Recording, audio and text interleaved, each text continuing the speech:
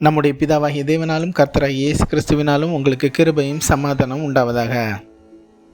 நாம் இந்த பதிவில் ஆராயிருக்கும் வேத அறிவு விசுவாசம் என்றால் என்ன என்பதை பார்க்க இருக்கிறோம். பொதுவாக மனுஷன் அநேக காரியங்களை தனக்கு உண்டான உலக அறிவினால் நம்புவான். அவைகள் தேவன் பேரில் வைக்கும் விசுவாசம் அல்ல. அதுபோல மனுஷ தன்னம்பிக்கையை விசுவாசம் என்று சொல்லலாகாது. இவைகள் மாறிக்கொண்டே இருக்கும். ஏனென்றால் அது மனுஷ அனுபவத்திலிருந்து வருகிறது. வேதத்தில் சொல்லி இருக்கும் விசுவாசமானது தேவனுடைய சுபாவமாக இருக்கிறது. அவர் சகலவற்றையும் விசுவாசத்தினால் உண்டாக்கினார்.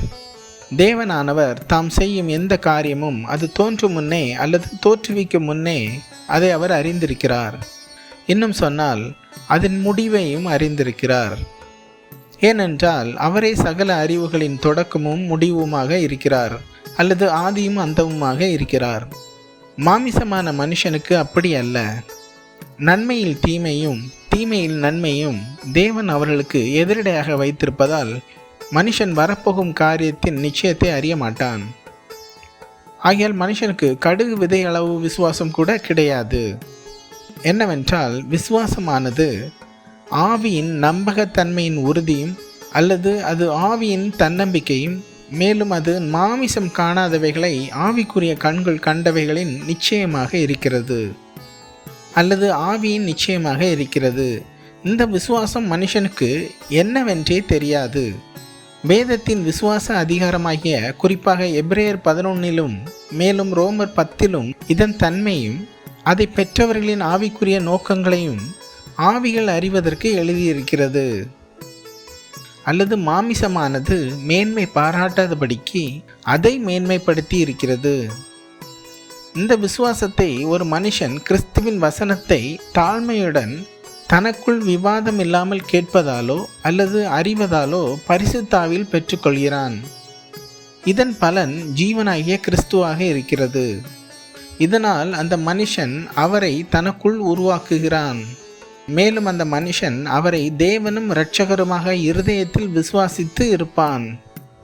ஆவியில் அறிந்தவனாய் அவரின் நீதியினால் இந்த அருமையான விசுவாசத்தை பெற்று அவரை அறிகிற அறிவினால் அல்லது அவரோடு ஒன்றாகும் அறிவினால் அவனுக்கு தேவ கிருபையும் அல்லது எல்லா அறிவையும் மிஞ்சும் தேவ சமாதானமும் பெருகும். இதுவே இந்த விசுவாசத்தை பெற்றதின் அடையாளம். இதை முந்தினவரும் பிந்தினவருமே நம்மில் தொடங்கவும் மகிமையில் பிரவேசிக்கும் வரை முடிக்கிறவருமாய் இருக்கிறார். இது மனுஷருடையது அல்ல. இந்த பூரண விசுவாசமானது ஒருவருக்குள் வரும்போது தேவனின் செய்கையாக எந்த நற்கிரியும் செய்ய ஆயத்தமாக இருக்கிறார். இப்படி இல்லை என்றால் அது ஆவிக்குரிய தேவனுடைய விசுவாசம் அல்ல, மாமிசத்தின் நம்பிக்கையே. அது பூமிக்குரிய நோக்கங்களை உடையது. தேவனுடைய விசுவாசமோ மேலே நோக்கும் பலன்களை நாடக்கூடியது, உலகத்தால் கரைப்பட சம்மதிக்காதது என்று எபிரேயனுக்கு எழுதியிருக்கிறது. ஆகையால் ஆவிக்குரிய எபிரேயர்களும் அப்படியே சொல்லுகிறார்கள். உலகம் இவர்களுக்கு இடரலாக இருக்கிறது. இங்குள்ள கலாச்சாரம் இவர்களுக்கு வாதிப்பை உண்டாக்குகிறது. இந்த வாதிப்பில்லாத உலகமே நல்லது என்று அதையே நாட செய்கிறது. சரீரத்தை விட்டு எடுபடுவது நன்மை என்று தோன்றுகிறது. நீர் என்னை விசாரிக்க நான் பூர்வத்தாரை போல் உண்மை உள்ளவன் அல்ல என்று தேவனை நோக்கி சொல்ல தோன்றுகிறது. பாவிகளின் கொடுமைகளுக்கு சரீரத்தையும் தனக்குண்டான யாவற்றையும் ஒப்பு கொடுக்க வைராக்கியம் கொள்ள செய்கிறது. இது ஆவிக்குரிய உலகத்தின் கண்களாக இருக்கிறது.